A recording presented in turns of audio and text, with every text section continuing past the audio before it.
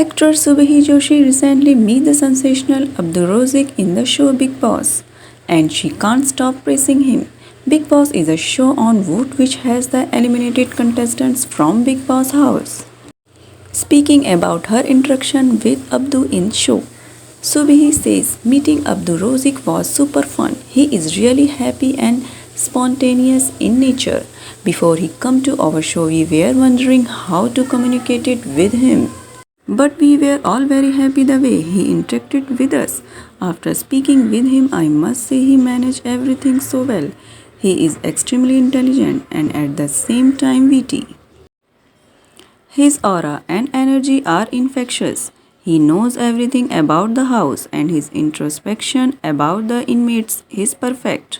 I personally love his journey in Bigg Boss and I feel he is probably the sweetest in the history of Bigg Boss.